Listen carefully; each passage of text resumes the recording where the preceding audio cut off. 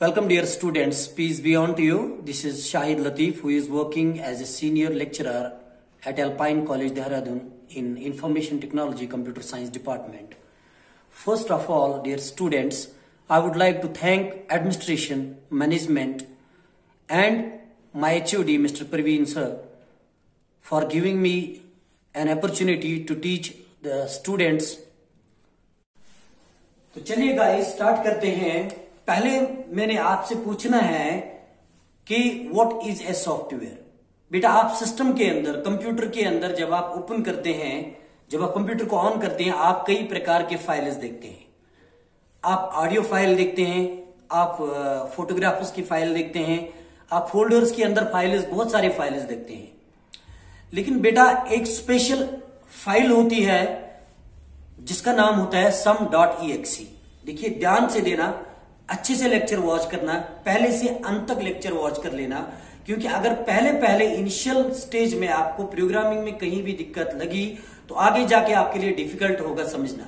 So guys please इस video को अच्छे से देख लेना ताकि आगे जाके कोई दिक्कत ना रहे। बेटा मैं बात कर रहा था एक sum.exe की फाइल की, जिसका फाइल एक्सटेंशन नेम होता है sum.exe।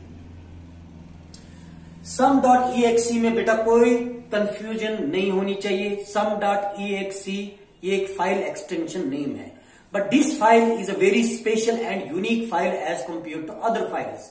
Just I have said you कि जब आप कंप्यूटर के अंदर जाते हैं तो आप कई प्रकार के फाइल्स देखते हैं, लेकिन ये जो sum.exe है ये एक स्पेशल और यूनिक फाइल होती है। तो sum which means software usage monitor and exe means executable। Okay, तो डियर स्टूडेंट्स इसके अंदर कोई भी डेटा स्टोर होता है, कोई भी किसी प्रकार भी कोई भी डेटा जो है इस फाइल के अंदर स्टोर होता है। एंड जो जिस प्रकार के अंदर कंप्यूटर सिस्टम के अंदर कई प्रकार का डेटा स्टोर होता है, and each and every kind of data, every kind of information is stored in the form of 0 and 1 which means binary। और किसी लैंग्वेज में और किसी भी चीज में ये डेटा स्टोर नहीं होता है, ये पहले आपको ध्यान रखना होगा। ये आप समझते हैं कोडिंग लैंग्वेज, ये मैं समझता हूं सी प्रोग्रामिंग लैंग्वेज, या किसी और लैंग्वेज की बात करेंगे आप और मैं समझ लेते हैं। लेकिन जो एक कंप्यूटर सिस्टम होता है ये एक मशीन होती है, and machine does not understand any kind of language, whether it is English language, whether it is Hindi language, whether it is Punjabi language or any other language, or Java language or C programming or Python or PHP, इनमें से कोई भी language machine understand नहीं करती। It only understands binary language, machine language which is in the form of binary code, which is in the form of only 0 and 1। जैसे कि चाहे कोई भी वीडियो हो, कोई भी ऑडियो हो, कोई भी टेक्स्ट हो, बेटा कंप्यूटर सिस्टम के अंदर भले ही वो सेव है, लेकिन वो सेव होता है only in the form of 0 and 1, क्योंकि machine only understands 0 and 1। Okay, तो मान के चलिए इसके अंदर ये एक फाइल है, इसके अंदर कोई डेटा स्टोर है which is in the form of what 0 and 1। मान के चलिए, एज्यूम करके चलिए बेटा। Okay, this is a file. तो बेटा एक्चुअली अगर आपने किसी से भी पूछना है कि software, what do you mean by software, तो बेटा कंफ्यूज नहीं होना है। एक्चुअली यही फाइल सॉफ्टवेयर है। This file is a unique, this file is a special file, and this file is known as a software. तो बिल्कुल आसान, समझ गए आप। कोई भी अगर आपसे पूछे कि बेटा सॉफ्टवेयर किस चीज को हम कहेंगे, देखिए मैं प्रोग्रामिंग लैंग्वेज पढ़ा रहा हूं, अभी कोई थियोरेटिकल सब्जेक्ट नहीं पढ़ा रहा हूं। इसी भाषा में आंसर देना, कोडिंग भाषा में बेटा आंसर देना कि सर sum.exe अगर कहीं पे भी फाइल है उसी को हम सॉफ्टवेयर कहते हैं। Is that clear? इसका मतलब यह है कि हम कोई भी कोड अगर लिखे किसी भी लैंग्वेज में, सी की बात करेंगे या C++ की बात करेंगे, तो उस कोड को पहले कन्वर्ट होना है किसमें, इस फाइल में sum.exe में। जब वो कोड कन्वर्ट हो जाएगा, वो लैंग्वेज कन्वर्ट हो जाएगा sum.exe में, तब जाके हम कह सकते हैं कि सर ये सॉफ्टवेयर है। सिंपल बात है ना। तो आप 0 एंड 1 में कोई कंफ्यूजन नहीं है। ये 0 एंड 1 जो है ये एक डेटा है जो कन्वर्ट किया गया है बाइनरी में, क्योंकि ये फाइल जो है ये एक सॉफ्टवेयर है। sum.exe यही एक सॉफ्टवेयर है। तो आज simply we can say that sir this file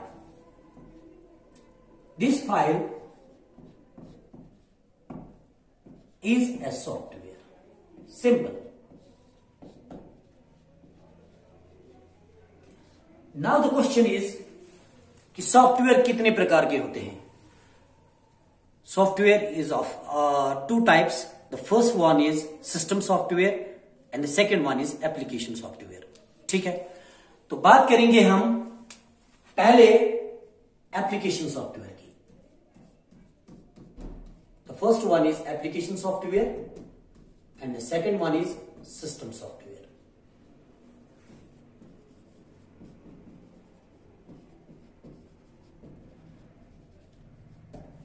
ध्यान से देखना बेटा, एप्लीकेशन सॉफ्टवेयर की अगर हम बात करेंगे तो बेटा ये यूजर के लिए होता है. अगर हम एप्लीकेशन की बात करेंगे तो ये यूजर के लिए होता है बेटा. और फिर अगर सिस्टम सॉफ्टवेयर की बात करेंगे तो ये मशीन के लिए होता है. इट इज फॉर हार्डवेयर और we can say it is for machine.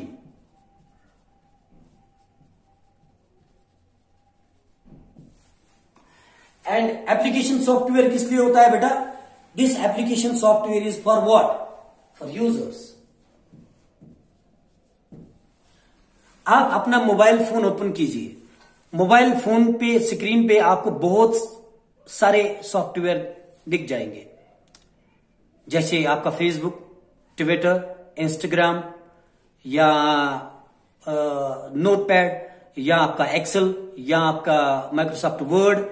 चाहे कंप्यूटर सिस्टम के स्क्रीन पे जितने भी सारे सॉफ्टवेयर्स हैं, दीज आर एप्लीकेशन सॉफ्टवेयर, क्योंकि वो यूजर के लिए होते हैं, मेरे लिए होते हैं, आपके लिए होते हैं, because you and me are users, right. तो मोबाइल फोन पे जितने सारे एप्स होते हैं आपके स्क्रीन पे, सारे के सारे एप्स एप्लीकेशन सॉफ्टवेयर कहलाए जाते हैं, because these softwares are for users. Sir क्या एप्लीकेशन सॉफ्टवेयर प्रोग्रामिंग के थ्रू लिखा जाता है? बिल्कुल, द आंसर इज यस. कोई भी सॉफ्टवेयर, जब किसी भी सॉफ्टवेयर को हमने डेवलप करना होता है, वो सॉफ्टवेयर किसी न किसी कोडिंग के द्वारा डेवलप किया जाएगा. फेसबुक के अंदर कोडिंग लिखी गई है, तब जाके फेसबुक एप्लीकेशन आपके मोबाइल फोन पे है. ट्विटर अकाउंट जो है या इंस्टाग्राम अकाउंट जो है, कोडिंग लिखी गई है किसी प्रोग्रामिंग लैंग्वेज के द्वारा, तब जाके एक सॉफ्टवेयर को डेवलप किया गया. माइक्रोसॉफ्ट वर्ड जो कि आपके कंप्यूटर सिस्टम के अंदर है, Microsoft Excel, Microsoft power point, तब जाके ये आप यूज कर सकते हैं जबकि इसके पीछे एक कोड है, एक कोडिंग के द्वारा इस सॉफ्टवेयर को बनाया गया है. तो सिंपल भाषा में ये कहिए बेटा, जितने सारे सॉफ्टवेयर्स हैं, चाहे वायरस की बात करेंगे आप, एंटीवायरस की बात करेंगे, या फेसबुक की बात करेंगे, या आप आउटलुक की बात करेंगे, या आप माइक्रोसॉफ्ट पावर पॉइंट की बात करेंगे, all these softwares are written through programming language. जितने भी सारे सॉफ्टवेयर्स हैं, चाहे वो लोअर लेवल पे यूज किए जा रहे हैं या हायर लेवल पे यूज किए जा रहे हैं, चाहे वो मिलिट्री के लिए यूज किए जा रहे हैं सॉफ्टवेयर्स, चाहे वो नासा में जो जितने सारे सॉफ्टवेयर यूज किए गए हैं, जितने, कहने का मतलब यह है कि बेटा जितने सारे सॉफ्टवेयर्स हैं पूरे वर्ल्ड में, चाहे आप मोबाइल फोन के थ्रू आप उन सॉफ्टवेयर्स को यूज कर रहे हैं, या आप सिस्टम, कंप्यूटर सिस्टम पे या बड़े बड़े कंप्यूटर्स पे आप यूज कर रहे हैं, जैसे कि सुमिट एक बड़ा कंप्यूटर है, सुपर कंप्यूटर है, उस पे उसके अंदर जितने सारे सॉफ्टवेयर्स हैं, each and every software is written through a code. तो बेटा यहां पे आप, अब एक क्वेश्चन है कि आप मुझे ये कहिए कि सिस्टम सॉफ्टवेयर के एग्जाम्पल्स क्या क्या है. तो आप सिंपली कह सकते हैं कि system software is for hardware. ये मशीन के लिए होता है, ये यूजर के लिए नहीं होता है बेटा. जैसे आपका ऑपरेटिंग सिस्टम, बिल्कुल ऑपरेटिंग सिस्टम,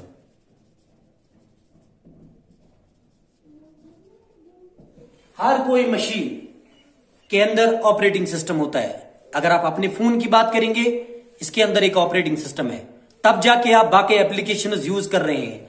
अगर आपके मोबाइल फोन में ऑपरेटिंग सिस्टम रिमूव किया जाए तो आप फेसबुक नहीं चला सकते, आप व्हाट्सएप नहीं चला सकते, आप कोई भी एप्लीकेशन सॉफ्टवेयर नहीं चला सकते। तो ऑपरेटिंग सिस्टम एक सिस्टम सॉफ्टवेयर है जो हार्डवेयर के लिए होता है, जो मशीन के लिए होता है। ये कुछ आदेश देता है मशीन को कि आपको ये काम करना है, इंस्ट्रक्शंस देता है मशीन को, आपको ये टास्क करनी है।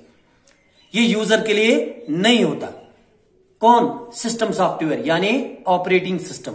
ऑपरेटिंग सिस्टम की अगर बात करेंगे सिस्टम सॉफ्टवेयर में, तो इसमें एग्जांपल्स है, जैसे विंडोज है, विंडोज 7, विंडोज 8, विंडोज 10, या आपके पास सोलारिस है, वो भी एक ऑपरेटिंग सिस्टम है। जैसे डॉस है, डिस्क ऑपरेटिंग सिस्टम, वो एक ऑपरेटिंग सिस्टम है, वो एक सिस्टम सॉफ्टवेयर है जो मशीन के लिए बनाया गया है, जो हार्डवेयर के पर्पज के लिए होता है। ठीक। और जैसे लाइनेक्स है, जैसे उबांटो है, these are some examples of system software and these all are operating systems. एक कंप्यूटर सिस्टम के अंदर ऑपरेटिंग सिस्टम होता है, लैपटॉप के अंदर ऑपरेटिंग सिस्टम होता है, मोबाइल फोन के अंदर ऑपरेटिंग सिस्टम होता है, और इनको हम कहते हैं सिस्टम सॉफ्टवेयर। और जैसे मैंने पहले ही कहा है बेटा, हर कोई सॉफ्टवेयर कोडिंग के द्वारा लिखा गया है, कोडिंग के द्वारा डेवलप किया गया है। नाउ माय क्वेश्चन इज कि प्रोग्राम किस चीज को हम कहते हैं। Okay, so I hope guys कि आपको ऑपरेटिंग सिस्टम समझ में आ गया है। तो सिंपल भाषा में ये कहूंगा, OS means operating system. Operating system किसके लिए होता है बेटा? मशीन के लिए। It is for machine, it is for hardware, it is not for user. User के लिए नहीं होता। यूजर के लिए एप्लीकेशन सॉफ्टवेयर होते हैं, जैसे आपका फेसबुक, जैसे आपका व्हाट्सएप, जैसे आपका इंस्टाग्राम, जैसे आपका Microsoft Excel, Microsoft power point. Okay, तो ऑपरेटिंग सिस्टम बेसिकली क्या होता है? इट प्रोवाइड्स बेटा interference between user and machine. क्या क्या प्रोवाइड करता है बेटा? इट प्रोवाइड्स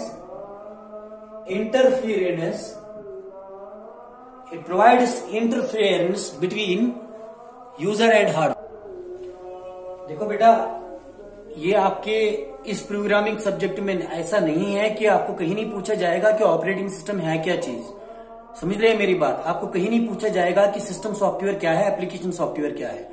ये तो कंप्यूटर फंडामेंटल्स में आपको पढ़ना है। लेकिन मैं आपको यहाँ पे मोटे मोटे पॉइंट्स इसलिए कह रहा हूं क्योंकि आप कल जाके कोड लिखने वाले हैं। आप कल जाके जब पहला फर्स्ट प्रोग्राम आप लिखेंगे तो आप कंफ्यूज ना हो जाए कि ये प्रोग्राम मैं कहां पे लिख रहा हूं, ये प्रोग्राम कहां चला जाएगा, कहां पे प्रोसेस होगा, और इस प्रोग्राम में जो भी कोई डेटा होगा, कोई वेरिएबल होगा, उसको कहां पे स्पेस मिलेगी, कहां पे स्टोर होगा। इसीलिए मैं ये सारी चीजें पहले ही आपको क्लियर कर देना चाहता हूं। मोटे मोटे पॉइंट्स में यहाँ पे बताने जा रहा हूं आपको ऑपरेटिंग सिस्टम के बारे में, सॉफ्टवेयर के बारे में, क्योंकि जब आपको सॉफ्टवेयर समझ में आ जाएगा तब जाके आप कोड लिख सकते हैं। वरना आप कोड लिखते जाएंगे, ये पता नहीं होगी कि मैं ये कोड क्यों लिख रहा हूं। तो अभी आपको पता चली हुआ होगा कि मैं प्रोग्राम इसलिए लिख रहा हूं कंप्यूटर सिस्टम पे, सो दैट कल जाके मैंने सॉफ्टवेयर को डेवलप करना है, मैंने सॉफ्टवेयर बनाने हैं। बात समझ में आ गई है बेटा? क्लियर? ओके, मैंने कहा था कि ये जो ऑपरेटिंग सिस्टम है, it provides interference between user and machine. Between user and machine. देखिए बेटा, अगर हम ऑपरेटिंग सिस्टम को रिमूव करेंगे किसी भी लैपटॉप में, किसी भी मोबाइल फोन में, तो हम जो यूजर्स हैं, हम फेसबुक एप्लीकेशन को नहीं चला सकते हैं, हम कंप्यूटर सिस्टम पे कोई काम नहीं कर सकते हैं, जैसे कि एक्सेल पे या वर्ड पे, या जो आप कोड लिखने जाओगे कल अपने सॉफ्टवेयर पे, सी प्रोग्रामिंग जिसमें आप लिखेंगे, उस सॉफ्टवेयर में आप प्रोग्राम नहीं लिख सकते हैं अगर ऑपरेटिंग सिस्टम को हटाया जाएगा। तो ऑपरेटिंग सिस्टम एक प्रकार का मिड पॉइंट होता है बिटवीन यूजर एंड मशीन, और ऑपरेटिंग सिस्टम ही बताएगा मशीन को कि आपको ये वेरिएबल, ये डेटा कहां पे स्टोर करना है। व्हाट इट डज, इसका काम क्या है ऑपरेटिंग सिस्टम का? इसका काम है process management, memory management and file management, यानी हार्ड डिस्क।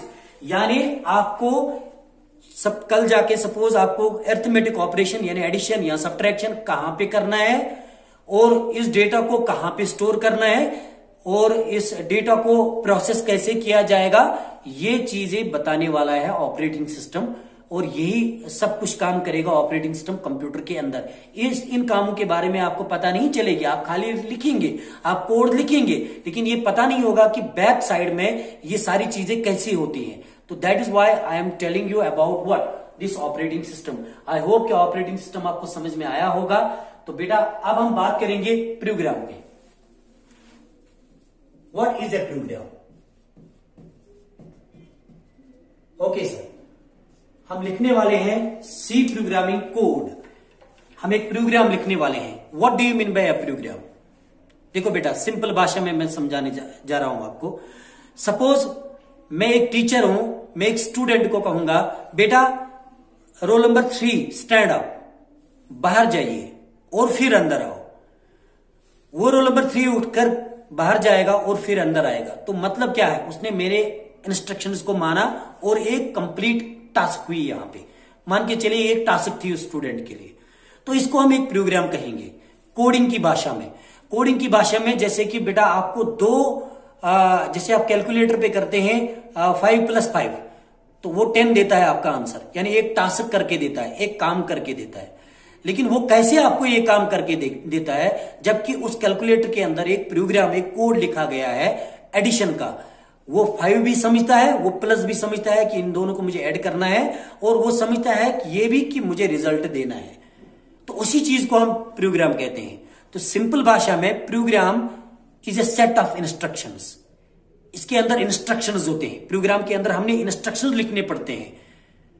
आप बात समझ में आई है? जैसे वीडियो कॉलिंग करते हैं आप थ्रू व्हाट्सएप, तो how you are able to make a video call through a WhatsApp? Just because of a program, just because of a piece of code. उस व्हाट्सएप के अंदर एक कोड लिखा होता है। हर किसी प्रोग्राम का अलग अलग सेंटेक्स होता है बेटा। सेंटेक्स समझना बहुत जरूरी है। सेंटेक्स एक तरीका होता है कि आप कैसे कोड लिखेंगे और कहां पे कौन सी चीज लिखेंगे। वो सारी चीजें आगे आगे मैं समझाने जा रहा हूं। तो कहने का मतलब यह है कि वीडियो कॉलिंग कर रहे हैं आप व्हाट्सएप के थ्रू, उसके अंदर एक कोड लिखा होता है, जिस कोड में ये लिखा होता है कि this application provides video calling. ठीक, उसके अंदर लिखा होता है एक पीस ऑफ कोड, जिस कोड के अंदर वीडियो कॉलिंग के कुछ फीचर्स लिखे होते हैं, कुछ इंस्ट्रक्शंस लिखे होते हैं। तब जाके आप वीडियो कॉलिंग पे क्लिक करते हैं और आप अपने दोस्तों से, अपने घर वालों से वीडियो कॉन्फ्रेंस कर सकते हैं, आप बात कर सकते हैं उनसे। तो कहने का मतलब ये है कि what is a program? Program is a set of instructions. इसके अंदर इंस्ट्रक्शंस होते हैं, आदेश होते हैं बेटा। जब ये आदेश कंप्लीट हो जाएंगे तो हम एक प्रोग्राम कहेंगे कि एक सक्सेसफुल प्रोग्राम है। जब भी यहां इन आदेशों को फॉलो किया जाएगा, इन इंस्ट्रक्शंस को फॉलो किया जाएगा, ये सेट ऑफ इंस्ट्रक्शंस होते हैं जिसमें बहुत सारी चीजें लिखी होती हैं, जैसे एडिशन करना और फिर रिजल्ट देना, जैसे आउटपुट के लिए स्क्रीन पे चढ़ाना, यहां स्टोर करना फिर हार्ड डिस्क में। ये सारी चीजें इस piece of program, code of program में लिखा होता है कि आप कैसे ये प्रोग्राम कर सकते हैं। ओके, तो आई होप कि प्रोग्राम आपको समझ में आ चुका होगा। ये प्रोग्राम आप किसी भी प्रोग्रामिंग लैंग्वेज के द्वारा लिखा जा सकता है। आप सी में भी लिख सकते हैं, C++ में भी लिख सकते हैं, जावा में भी लिख सकते हैं, या इन एनी अदर लैंग्वेज में भी लिख सकते हैं। आप फर्स्ट ईयर वाले स्टूडेंट्स हैं तो आपको समझना होगा कि मैंने एक सॉफ्टवेयर डेवलप करना है थ्रू सी प्रोग्रामिंग। मैंने एक प्रोग्राम लिखना है, एक कोड लिखना है थ्रू सी प्रोग्रामिंग। अभी हम C++ जावा की बात नहीं करेंगे, वो हम अगले क्लासेस में करेंगे। ठीक, अभी खाली चर्चा करेंगे सी प्रोग्रामिंग पे। तो सी प्रोग्रामिंग के अंदर एक प्रोग्राम लिखा जाएगा सी लैंग्वेज के थ्रू, सी लैंग्वेज के द्वारा। तो अब दूसरी बात यह है कि प्रोसेस किस चीज को कहेंगे? What do you mean by process? देखो बेटा, एक प्रोग्राम हार्ड डिस्क में सेव होगा, मान के चलिए आपने सेव करके रखा है। अब आप उस प्रोग्राम को दोबारा रन करना चाहते हैं, तो उस प्रोग्राम को हार्ड डिस्क से आपको लाना है रैम में, क्योंकि सारी चीजें, सारी प्रोसेस कहां पे होती है बेटा? रैम के अंदर होती है, हार्ड डिस्क में नहीं होता है। हार्ड डिस्क का काम है डेटा को स्टोर करना, प्रोग्राम उसको स्टोर करना। तो अब हमने इस प्रोग्राम को रन करना है, तो हम इसे हार्ड डिस्क के लेकर आएंगे कहां? रैम के अंदर। तो रैम के अंदर अब ये रन होगा। तो अगर प्रोग्राम रैम के अंदर है, अब हम रन करने जा रहे हैं, यहां रन कर रहे हैं, रन करने जा रहे हैं, या मतलब लिख रहे हैं कोड, अभी कोड लिख रहे हैं या हमने रन किया, दोनों चीजें कहां पर होंगी? रैम के अंदर, हार्ड डिस्क के अंदर नहीं, प्रोसेस रैम के अंदर होती है। तो जब यही प्रोग्राम एक्टिव स्टेट में होगा, सिंपल भाषा में जब यही प्रोग्राम एक्टिव स्टेट में होगा, एक्टिव स्टेट कहां पर होगा? रैम के अंदर, तो उसे हम प्रोसेस कहते हैं। बस ये डिफरेंस है एक प्रोग्राम और रैम में। क्या कहेंगे? What do you mean by process? Active state, active state of a program. तो ये एक्टिव स्टेट कहां पे होगा? कहां पे होगा बेटा? ये रैम के अंदर। जितने भी सारे प्रोसेस होते हैं वो रैम के अंदर होते हैं। So this is the difference between. आप लिखना चाहोगे तो ये मेन पॉइंट्स तो आप लिख सकते हैं। Now let's move another topic towards another topic which is how a software runs. ये बहुत जरूरी है बेटा, क्योंकि आप सॉफ्टवेयर इंजीनियर बनने वाले हैं, तो आपको ये पता होनी चाहिए कि एक सॉफ्टवेयर कैसे रन होता है। इसके बारे में आपको नॉलेज होनी चाहिए कि एक सॉफ्टवेयर को सिस्टम के अंदर कैसे रन होता है। ये इंपॉर्टेंट टॉपिक है बेटा। आप यहां पे अच्छे से समझ लेना, जो भी मैं समझाऊंगा यहां पे अच्छे से ध्यान देना बेटा। देखिए, मेन 3 पार्ट्स होते हैं कंप्यूटर के। 3 चीजों के बारे में बात करूंगा। फर्स्ट मैं बात करूंगा प्रोसेसर्स के बारे में। ध्यान देना बेटा, बोर्ड की ओर अच्छे से ध्यान देना। दिस इज ए प्रोसेसर, ठीक। And then RAM. ध्यान देना बेटा, जो मैं रैम अभी चल रहा था कुछ देर पहले, ध्यान देना बेटा, how a program works and how a software runs. यह ध्यान देना बेटा। And then we have a hardware.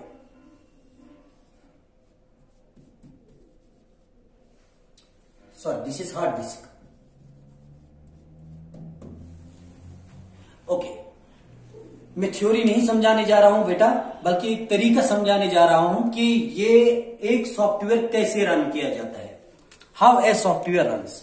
तो यहां पे मैंने बात की है प्रोसेसर की बेटा। प्रोसेसर के अंदर मेन 3 पार्ट्स होते हैं। कितने पार्ट्स? मेन 3 पार्ट्स होते हैं बेटा। The first one is MU, the second one is CU and the third one is ALU। कल भी मैंने बात की आपको गूगल मीट पे। The first one is MU, second one is CU, the third one is ALU। ध्यान दीजिएगा बेटा, हार्ड डिस्क में एक प्रोग्राम है, क्या वो एक्टिव स्टेट में है? क्या हार्ड डिस्क में वो प्रोसेस होगा? The answer is no. Hard disk की एक ही फंक्शनलिटी है, वो डेटा को स्टोर करता है। यानी आप जो प्रोग्राम लिखेंगे, जब आपको सेव करना होगा, सेव करने के बाद वो हार्ड डिस्क में चला जाता है, ठीक। और हार्ड डिस्क में मान के चलिए एक फाइल है, एक सॉफ्टवेयर है। कौन सी फाइल है जरा मुझे बताइए? किस फाइल को हम सॉफ्टवेयर कहेंगे? पास करके मुझे बताइए बेटा। बिल्कुल, sum.exe। This is a software. ये एक फाइल है, यही एक सॉफ्टवेयर है। इसके अंदर जो भी डेटा है that is saved in the form of 0 and 1। Okay sir, समझ गए। Okay, that is in the form of 0 and 1। क्या इसी हार्ड डिस्क में हम इसको प्रोसेस करेंगे? The answer is no. तो कहां लानी होगी हमने इस सॉफ्टवेयर को? कहां लानी होगी हमने इस फाइल को, इस प्रोग्राम को? हमने लाना होगा इसको यहां से रैम के अंदर, क्योंकि जो सारी चीजें होती हैं, जो प्रोसेस आपको करना होगा, या आप लिख रहे हैं अभी पीस ऑफ कोड, या आपको रन करना है, तो वो कहां पे आप करेंगे? रैम के अंदर। तो ये जो सॉफ्टवेयर है अभी sum.exe, बेटा कहां पे आ गई है? ये फाइल हमें आ गई अभी रैम के अंदर।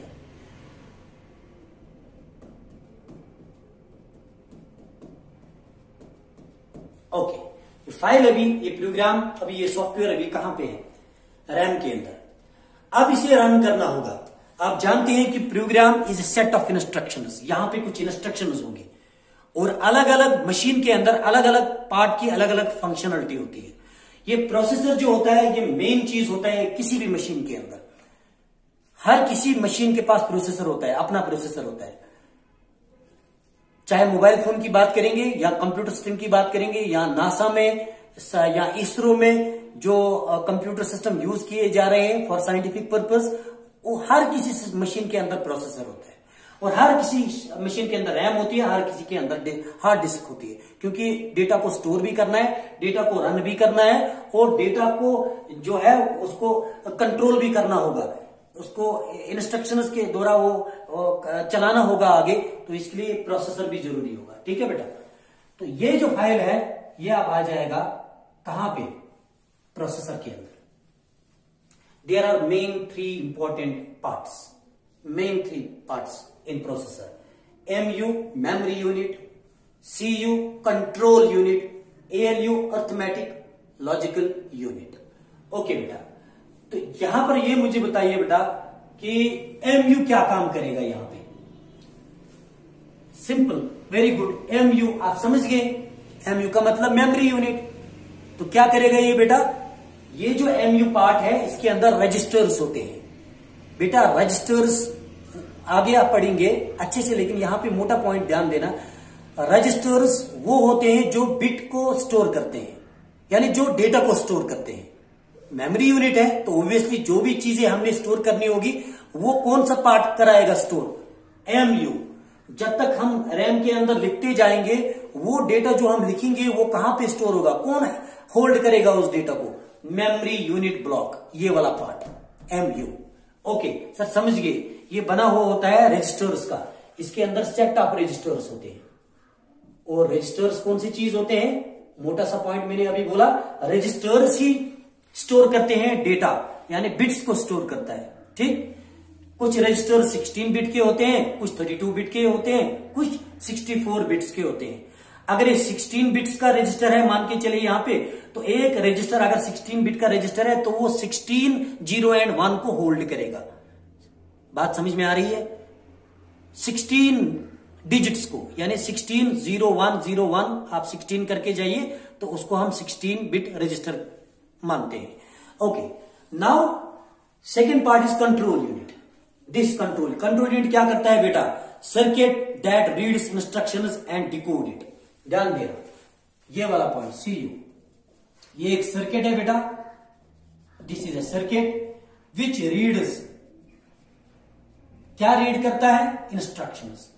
कौन सी इंस्ट्रक्शंस बेटा, किस इंस्ट्रक्शंस की बात कर रहे हैं, किन आदेशों की बात कर रहे हैं आप, वो इंस्ट्रक्शन जो इस फाइल के अंदर लिखे गए हैं, इस प्रोग्राम के अंदर लिखे गए हैं, इस सॉफ्टवेयर के अंदर लिखे गए हैं।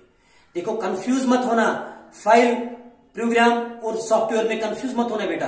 वो फाइल जो sum.exe है उसी को हम सॉफ्टवेयर कहते हैं, और वो सॉफ्टवेयर, हर कोई सॉफ्टवेयर प्रोग्राम से बना हुआ होता है। एक प्रोग्राम में एक से अधिक प्रोग्राम उसके अंदर होते हैं। ठीक, तो इसलिए कंफ्यूज मत होना, एक ही चीज है। अच्छा, सेट ऑफ इंस्ट्रक्शंस, हाँ, it is a CU control unit, it is a circuit that reads instructions and decode it, और फिर इनको डिकोड करता है। आगे मैं बताऊंगा डिकोड का मतलब क्या है, वो हम डिजिटल इलेक्ट्रॉनिक्स में भी पढ़ेंगे। तो अभी ये समझ लेना कि इंस्ट्रक्शंस को रीड करता है। ठीक है, मेमोरी यूनिट के बाद कहां चला जाएगा, CU के पास। कंट्रोल यूनिट सारी चीजों को कंट्रोल करता है, जैसे कि ये एक प्रकार का मान के चलिए एक ब्रेन होता है, जैसे ब्रेन करता है कंट्रोल इस हाथ को, पैरों को, आंखों को, तो same is the case CU control करता है एक प्रोग्राम को, कि आपको ये जो इंस्ट्रक्शंस है कहां ले जाने हैं, कहां पे ऑपरेट करने हैं, कहां पे इस टास्क को डन करना है, फिर वापस देना है रैम को, फिर वापस देना है हार्ड डिस्क को। ये सारी चीजें कौन करता है, कंट्रोल यूनिट। ये एक खतरनाक पार्ट होता है कंप्यूटर सिस्टम के अंदर, आप ये मान के चलिए इंपॉर्टेंट पार्ट, सबसे ज्यादा इंपॉर्टेंट पार्ट। और फिर ALU है, this ALU means what, arithmetic logical unit. आप साथ साथ में इसकी एब्रीविएशन भी लिख सकते हैं, फुल फॉर्म भी लिख सकते हैं। व्हाट इट डज बेटा, ये क्या करता है, it is responsible for all arithmetic and logical operations. इसके अंदर क्या होते हैं, सारे ऑल अर्थमेटिक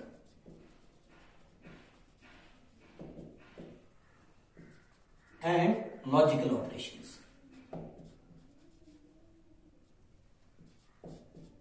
लॉजिकल ऑपरेशंस, देखो बेटा, दो बातें यहां पे मैंने लिखी है। एक तो अर्थमेटिक लिखा है, दूसरा लॉजिकल।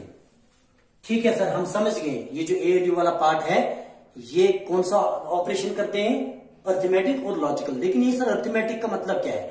अर्थमेटिक का मतलब है बेटा, जैसे अगर प्रोग्राम के अंदर एडिशन होगा तो कंट्रोल यूनिट कहां भेजेगा उसको? एएलयू के पास। एएलयू के पास अर्थमेटिक है।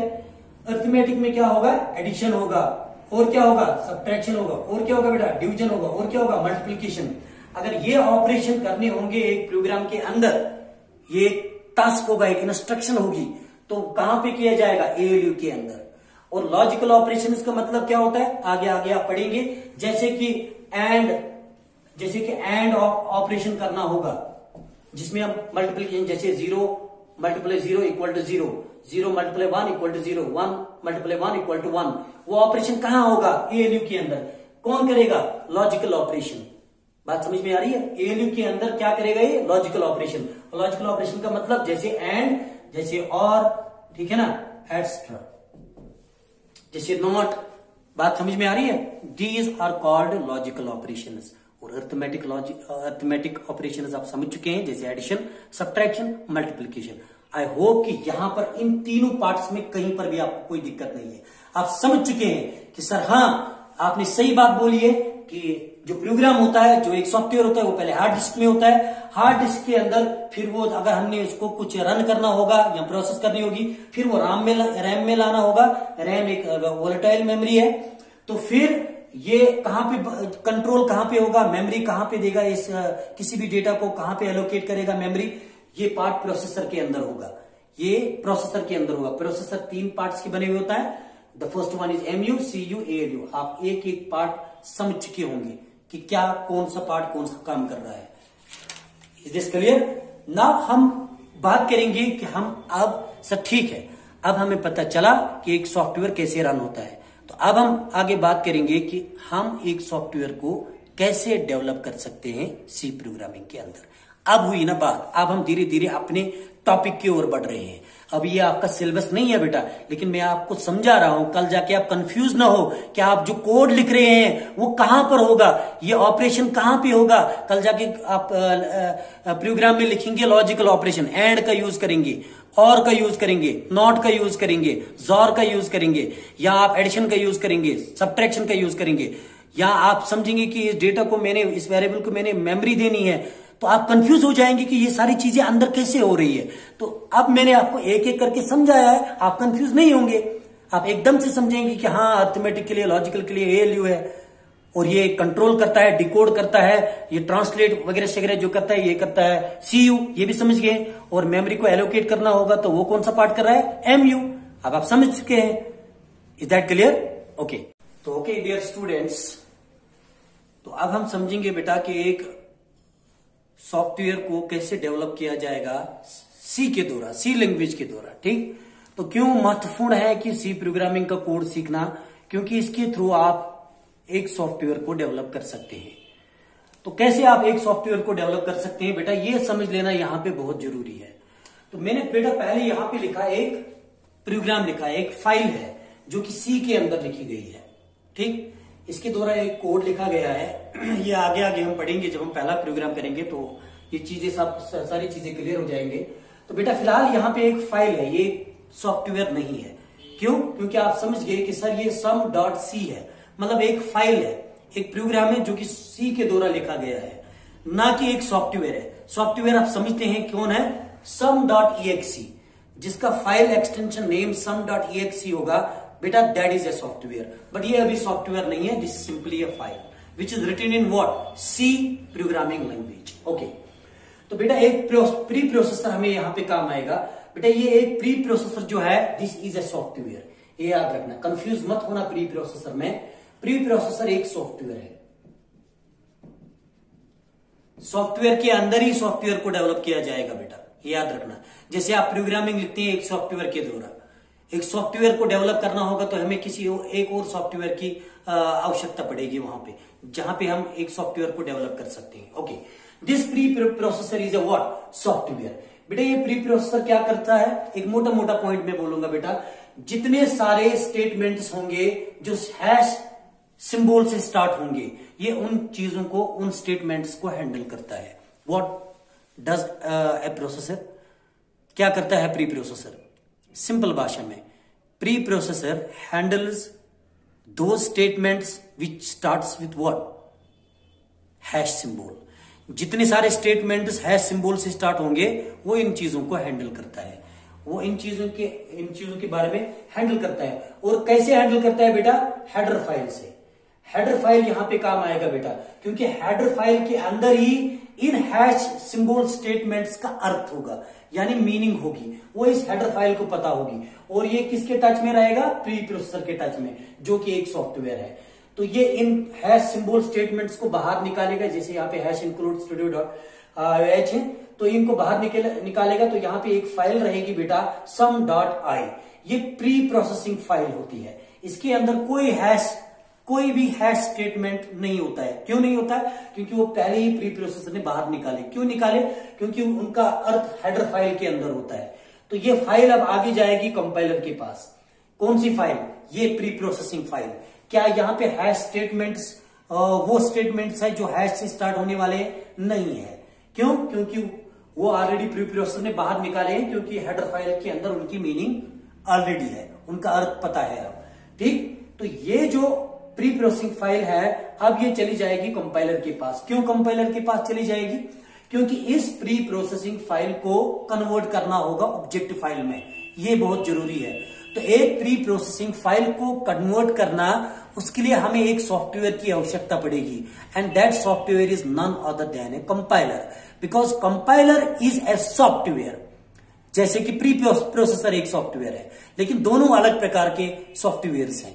प्री प्रोसेसर जो है वो हैश सिंबल जो स्टेटमेंट स्टार्ट होते हैं उनको हैंडल करता है, और कंपाइलर क्या करेगा बेटा? ये इस प्रोसेसिंग फाइल को कन्वर्ट करेगा ऑब्जेक्ट फाइल के में।